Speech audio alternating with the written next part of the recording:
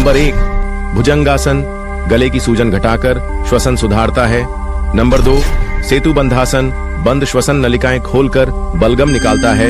Number 3 matsyasana, गले की खराश ठीक कर स्वर यंत्र मजबूत करता है।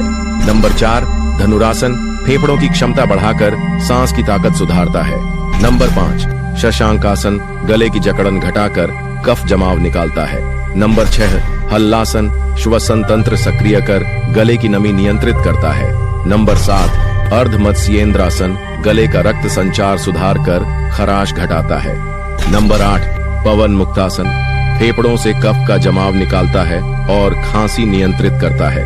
नंबर 9 उष्ट्रासन, गले की शुष्कता घटाकर स्वर स्पष्टता सुधारता है।